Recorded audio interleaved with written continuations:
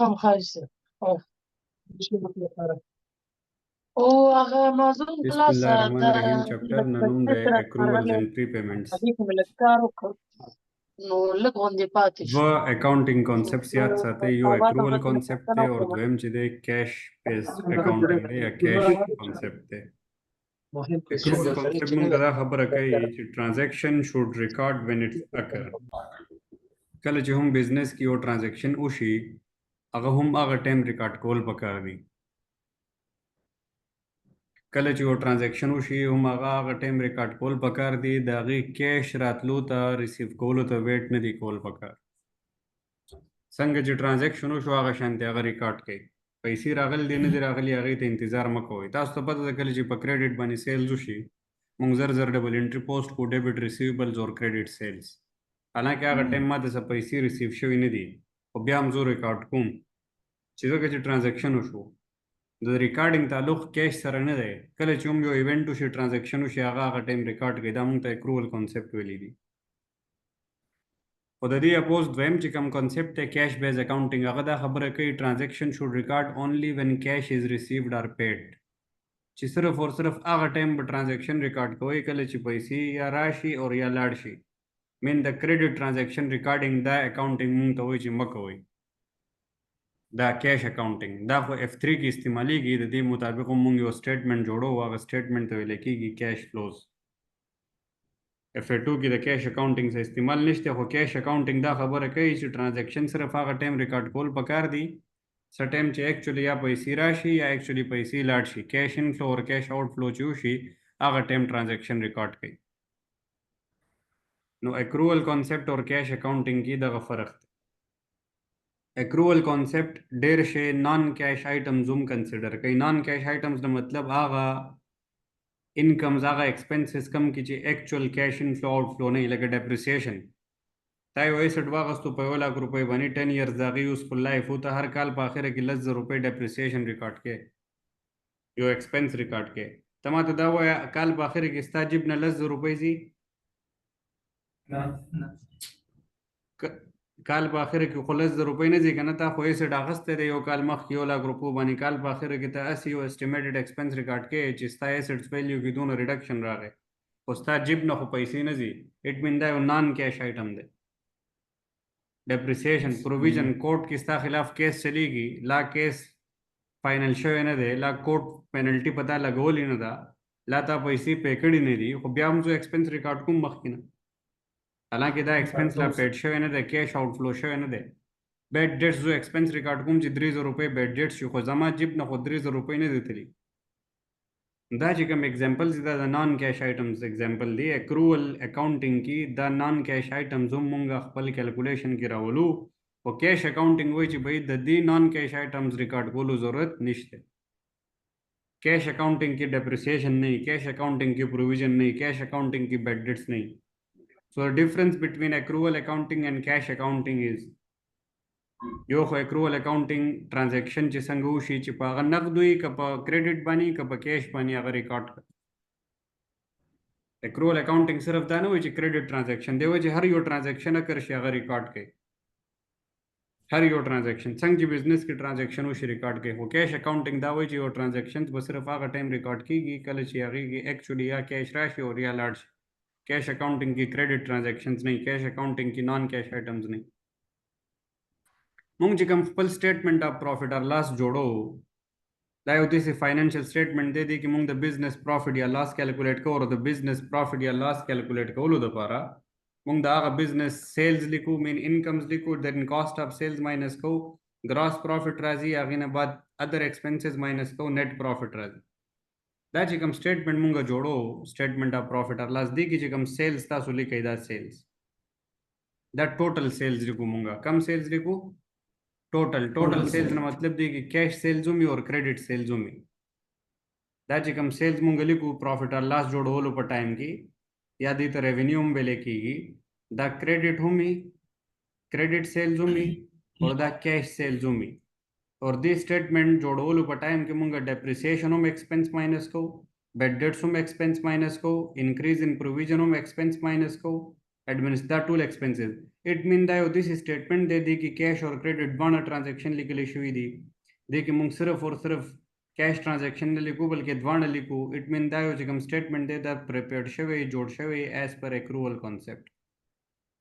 دا statement په کوم یو concept باندې جوړ شوی؟ accrual concept. دی کې ټول هر څه accrual concept according لیکل شوی. اور کیش اکاؤنٹنگ اکارڈنگ چې کوم سټیټمنټ جوړو هغه د سټیټمنټ اف کیش فلوز وایي هغه یو فاینانشل سټیټمنټ دی خو هغه F3 کې دی هلته به زده کوو دا اکرول کانسیپټ او اکرول اور د کیش بیس کانسیپټ اوس اکرول ایکسپنس اکرول انکم پریپیډ ایکسپنس پریپیډ انکم دا څلور خبرې دي دا به زده کوئ بس پوره چیپټر کې یار اکرول ایکسپنس نه مطلب سمپل خبره دا ده اکرول ایکسپنس مین انپیډ ایکسپنس یو داسې ایکسپنس کم د پاره چې تا پیمنٹ نه دی کړی دا لایبیلیټي راغل دا ایکسپنس هم دی او لایبیلیټي هم دی دیس ټایپ اف ایکسپنسز دا اکرول ایکسپنس دا برق یوز کو بجلی دی یوز کړه الیکټریسيټي یوز شو پوره منت دا باندې ریټ بجلی والا بل راغی 1 لک روپۍ نو هغه ستا ایکسپنس دی او تا دا بل لا پې کړی نه دی نو ایکسپنس سره سره دا لایبیلیټي شو رینټ د 2 لکو روپو رینټ ایکسپنس دی خو دا رینټ که انپیډ دی نو دا ایکسپنس سره سره لایبیلیټي شو نو کله چې یو ایکسپنس انپیډ وي مین هغه ایکسپنس سره سره لایبیلیټي جوړه شي هغه ټایپ اف ایکسپنس ته ویل کېږي اکرول ایکسپنس پتا ایکسپنس راغلی خو پیډ فار شوی نه دی انپیډ ایکسپنس از ناون ایز اکرول ایکسپنس اکرول ایکسپنس ایکسپنس دی اور لایبیلیټي ده ایکسپنس خلک ډیبټ طرف ته لیکي نو ډیبټ وزو کوم اکرول ایکسپنس لایبیلیټیز خلک کریډټ طرف ته لیکي نو کریډټ طرف ته بزول کم اکرول لایبیلیټي سټیټمنټ اف فاینانشل پوزیشن کې ریکارډ کیږي ایکسپنس سټیټمنٹ اف پروفٹ اور لاس کې ریکارډ کیږي د پروفٹ اور لاس اکاؤنٹ اوپننګ بیلنس نه اور د فاینانشل پوزیشن اکاؤنٹ اوپننګ بیلنس هي اور اوپننګ بیلنس کم طرف ته چې لایبیلیټي د اوپننګ بیلنس به کم طرف ته کریډټ طرف ته اورې زما خبرې اورې کنه Oh, yes, sir. Sir. Clearly. Ricardo, sir.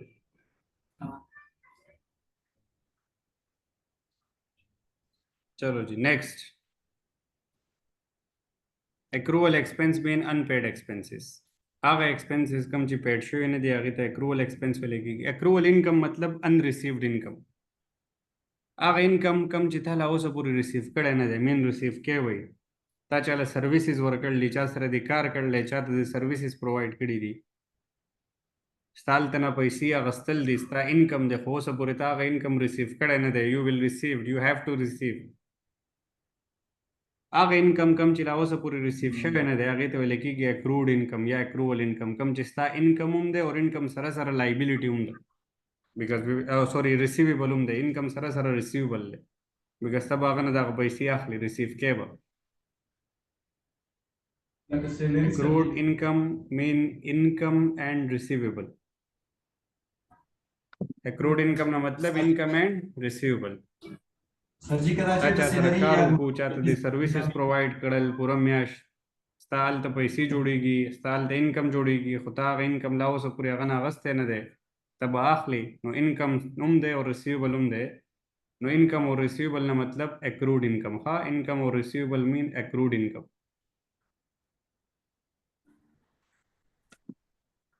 स double entry पकार दा सोच वके इनकम दे बल तरफ ते रिसीवेबल एसेट दे एसेट खलक डेबिट तरफ ते लिखी इनकम दे इनकम खलक क्रेडिट तरफ ते लिखी नो डेबिट बकुम रिसीवेबल क्रेडिट बकुम income receivable statement of financial position की फाइनेंशियल पोजीशन वाला अकाउंट्स ओपनिंग बैलेंस में क्लोजिंग बैलेंस में चेन अकाउंट्स दी द प्रॉफिट और loss account for the year नो financial position point of view sir the asset opening balance debit तरफ ते इनकम प्रॉफिट और लॉस की रिकॉर्ड की दागी ओपनिंग बैलेंस नहीं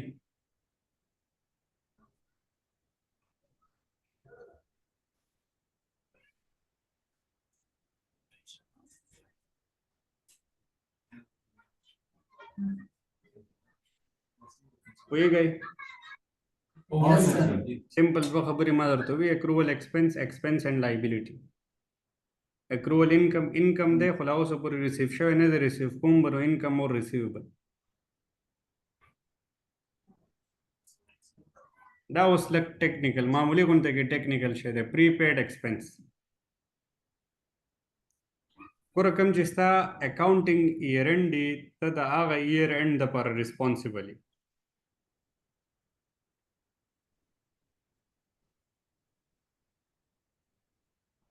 My business accounting year end is 31st December 2006, for example. The year به شروع شوی 1st January 2006 نه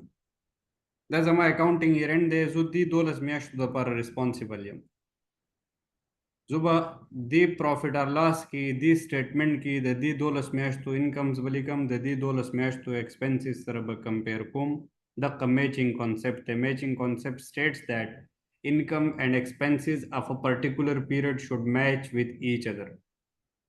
دې کال سټیټمنټ کې زه به د پریویس ایئر ایکسپنسز دلته نه لیکم زه به د نیکسټ ایئر ایکسپنسز هم دې کال کې به نه لیکم ځکه چې دې کال لپاره زه صرف او صرف دغه 12 میاشتې دي د دې ریسپانسبل نیکسټ ایئر سره ریلیټډ ایکسپنسز دې کې لیکل نه دي پکار سر دې کارو شو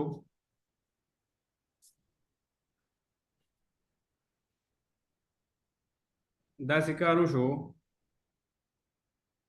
چې څه وشو داسې کارو شو دا ستا ایئر اینډ دی اور تا په دې 30 سپتمبر باندې د دې کال 30 سپتمبر 2001 باندې 12,000 روپۍ رینټ پے کو ایڈوانس کې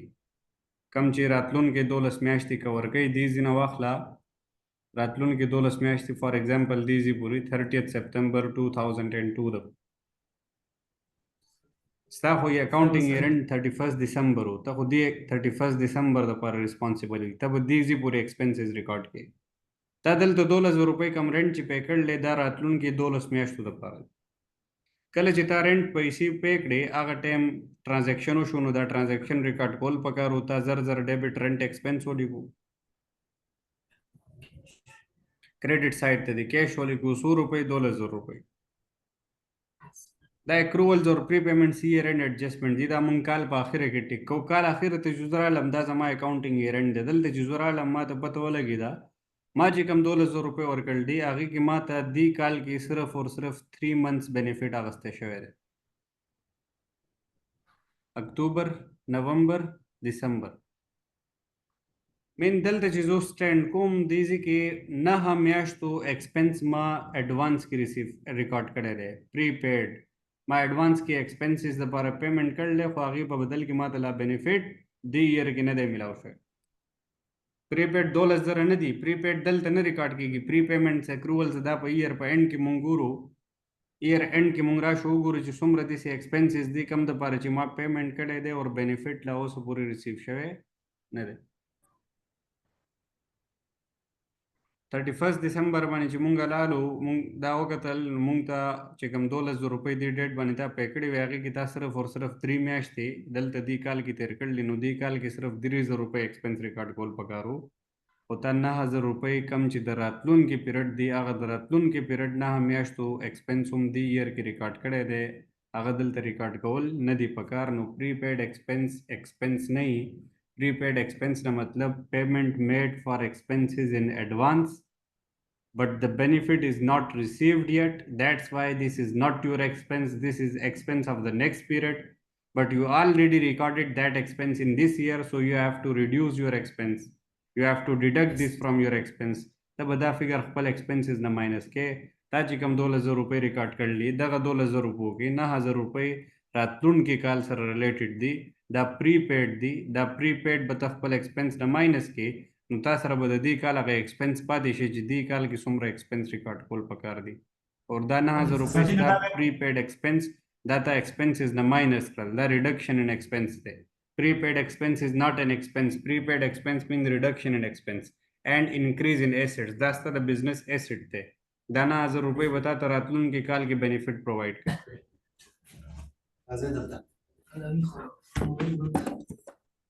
ډیر ځای دغه د کمپیوټر کې سٹارټ دا وروره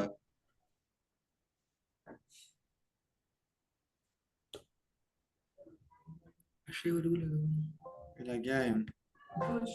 کمپیوټر دارزه دا کوم کیږي ټي وی په غاښ کا کارستو دا ولې ګل کیږي ختم ټایمر ورکړل چې دونه ټیم ټایمر مو ورکوي کنه دا پرې د ټایمر یې خوړلې اور ور چالان نه کړ دا څنګه نه انجینران استاد بیا کې نه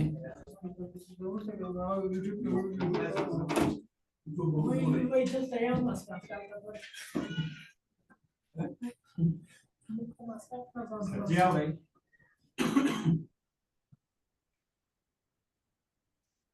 So prepaid expense is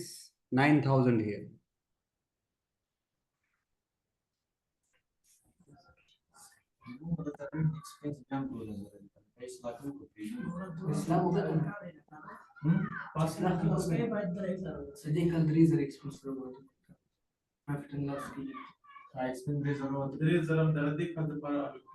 Next is pre-received income. pre-received income ना मतलब दा रहेगा ना ता एडवांस की इनकम अगस्ते दे बदल किला ता सर्विसेज नदी प्रोवाइड करी तुम रोम पैसी ता एडवांस की अगस्ती दी बदल की ता सर्विसेज नदी प्रोवाइड करी अगर पैसी पता कर्ज दी अगस्ता लाइबिलिटी दे सर्विसेज मख इनकम मख की हवा की रिकॉर्ड कोल नहीं पका रहा वो बदल की या ता गुड्स वर्क है और या बस सर्विसेज प्रोवाइड की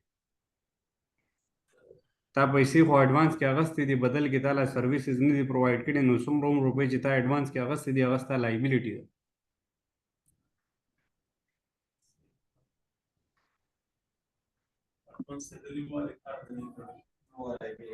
pre-received income mean income received in advance but services are not provided yet दा पैसे sta liability दा pre-received income liability तो वेले की दा liability गोरे यार दलता दे एग्जांपल तो गोरे यो स्टूडेंट रा गया अगर जमुन कॉलेज की अकाउंटिंग वर्ल्ड की एडमिशन वागस्तु ची भाई वो पेपर इस बजुए और शल जो रुपए अगर बदे वो पेपर राके इन वागा मुंगले यो लाख सलवेक जो रुपए पदी डेट बनी राके 1 जनवरी में अकाउंटिंग वर्ल्ड दा यो लाख सलवेक जो रुपए कम ची अगस्त दी दा स्टूडेंट ना दा वो पेपर उदा पारा पदी 1 जनवरी के accounting world Baddi double entry post करे डेबिट कैश और क्रेडिट इनकम अकाउंटिंग वर्ल्ड वालों ये कैश रहा गए और स्टूडेंट न रहा गए इनकम देनो क्रेडिट साइड पे इनकम बोले गमूंगे okay okay okay that's fine काल खत्म शो नु काल पूरा काल की अगर स्टूडेंट सिर्फ 2 पेपर ही पास थे या 2 पेपर ही अगर सबक हुई इट मीन अकाउंटिंग वर्ल्ड वाला सर्विस सिर्फ द 2 पेपर प्रोवाइड करे दे काल पाखिर की जिमुंदा कैलकुलेशंस को द प्रीपेमेंट्स या द एक्रूवल्स मुंग तदा पता वाले कि यार 15 पेपर पैसे मातन एडवांस की अगस्त दी और गैब बदल की दी काल की सर्विसेज प्रोवाइड शवी ता ओनली सुमरा सर्विसेज वर तो प्रोवाइड करेल द 2 पेपर द 15 पेपर बदल की ला सर्विसेज नदी प्रोवाइड शे नो आगा 15 पेपर जिकम इनकम दे काल आखिर की दा कैलकुलेशन कीगी काल आखिर तजुरा लम्मा और तब पूरा काल की 2 पेपर सर्विसेज को और कड़ी और 5 पेपर्स चिकम दी अगमा और तला नदी टीच कड़ी और रेवेन्यू दागे ऑलरेडी रिकॉर्ड शो आगा revenue as per standards allowed न दे अगर रिकॉर्ड कोल न दी पकार आगा इनकम पल लर कई रिड्यूस कई कम ची इनकम ता ऑलरेडी निकल दे 1,40,000 रुपये देखिए द 15 पेपर दा 1,40,000 रुपये द वो पेपर इनकम हो तो 15 पेपर पैसे बता एडवांस की रिकॉर्ड कर लिंदा बता पल इनकम न लर की इनकम ता रिकॉर्ड करे वो इनकम न चिलर कुम जो डेबिट इनकम कम और क्रेडिट साइड द वजूली कम लाइबिलिटी बिकॉज दा 1 लाख रुपये जमा लाइबिलिटी यदि वो बदल की वमा ऑब्लिगेशन दे आई विल प्रोवाइड दम सर्विसेज लाओसो पूरी मा सर्विसेज नदी प्रोवाइड करी और दा लाइबिलिटी जमा दी से लाइबिलिटी द संग संग जो सर्विसेज प्रोवाइड कम नो दा वो इनकम तक कन्वर्ट कीगी नेक्स्ट ईयर जो और तक पेपर टीच कम नो अगेन जमा दा लाइबिलिटी बकम शे और जमा इनकम बब्या से वश नो करंटली को लाइबिलिटी दा हो फ्यूचर की दा income they know the future income ता डेफर्ड इनकम वेले कीगी डेफर्ड इनकम करंटली होता है लाइबिलिटी दा और फ्यूचर की दा लाइबिलिटी इनकम तक कन्वर्ट कीगी संग संग जिते सर्विसेज प्रोवाइड की दा लाइबिलिटी कमीगी और उसका इनकम सेवा की pre-received income is not an income of the business pre-received income mean reduction in income मतलब ता एडवांस की इनकम रिकॉर्ड करे रहे pre-received ना मतलब एडवांस की ता इनकम रिकॉर्ड करे रहे सर्विसेज न दी प्रोवाइड शवी अवस्था इनकम न देता आगा फिगर पल इनकम न लरका और आगा मुर पैसे द जान सरा लाइबिलिटी के लिखा څلور خبرې دي دا به تاسو یاد ساتئ. دوه اکروول سره ریلیټډ دي، دوه پری پیمنټ سره ریلیټډ دي. اکروول ایکسپنس مین ایکسپنس اور لایبیلیټي. اکروول انکم مین انکم اور ریسیویبلز. هغه انکم کم چې ریسیو شوی نه دی هغې ته اکروول انکم ویل کېږي. پری ریسیوډ انکم نه مطلب انکم مخکې نه ریسیو شوی دی، سروسز نه دی پرووایډ شوی، انکم تا ریکارډ کړی هم دی، هغه ټیک کول غواړي. انکم نه هغه لر کوي، ډیبټ به کم انکم، کریډټ به کم لایبیلیټي. اور پری پیډ ایکسپنس نه مطلب ایکسپنسز دپاره تا ایډوانس کې پیسې پې کړلي، تا هغه روپۍ ځان سره ایکسپنس کې ریکارډ کړي دي خو هغه د دې کال ایکسپنس نه دی، هغه ایکسپنسز نه ریموو کول دي. پری پیډ ایکسپنس مین تا د مخکینی کال د کمینګ ایئر ایکسپنس هم دلته ریکارډ کړلی، هغه ستا د دې کال ایکسپنس نه دی، هغه ایکسپنسز نه ریموو کړه. نو ایکسپنسز نه چې پری پیډ ایکسپنس ریموو کې ستا ایکسپنس به کم شي، کریډټ به کم ایکسپنس، اور دغه روپۍ ستا ایسټس دي، دا ډیبټ به کم ایسټ. دا څلور خبرې دي. اکروول ایکسپنس دی اور ایکسپنس سره سره لایبیلیټي. ایکسپنس اوپننګ بیلنس نه خو د لایبیلیټي اوپننګ بیلنس یې کم طرف ته کریډټ طرف ته. اکروول انکم دی اور انکم سره سره ریسیوبل دی. انکم اوپننګ بیلنس نه ریسیوبل اوپننګ بیلنس یې کم طرف ته ډیبټ طرف ته. ډبل انټریانې دا دي. prepaid expense reduction in expense. The prepaid expense is not an expense. The coming year expense, the expense ne the expense remove ke reduction or increase in asset de because that's the asset ki likal pakar de. Pre received income na matlab advance ki ta income record kar le, agasta the period income na the income na galar kai or liabilities record kai because agasta liability de. Or the accrual or the prepayments account de ka receivably debit तरफ था और का पेएबली क्रेडिट तरफ था. For example अगर था कोई क्वेश्चन की we are doing calculation for 2006 and data for 2005 is given in the question. 2006 कैलकुलेशन के इन 2005 अगर डेटा चाहिए अगर वो ओपनिंग बैलेंस है. अगर था तो rent received in advance. Rent received in advance 10,000. Rent received in advance 10,000 दा कम तरफ से लिखा है अकाउंट की ओपनिंग बैलेंसेस हमेशा द एसेट्स और the liabilities point of view sir वो सोच को इनकम एक्सपेंसेस बारे की वो सोच ना कोई एसेट और the liability opening balances he.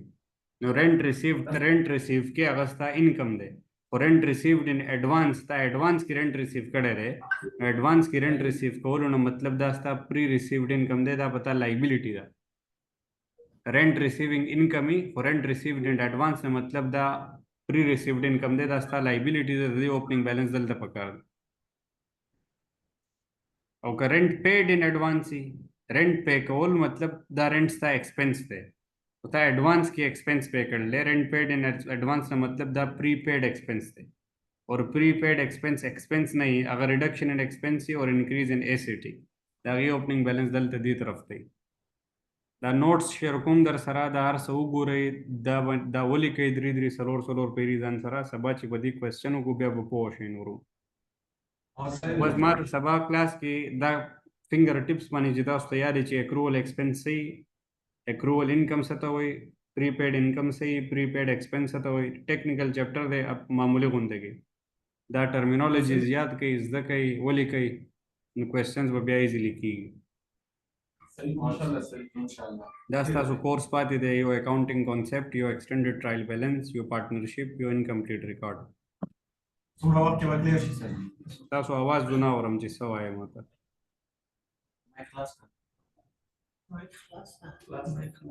سر جی والے څومره وخت کې بدلی شي دا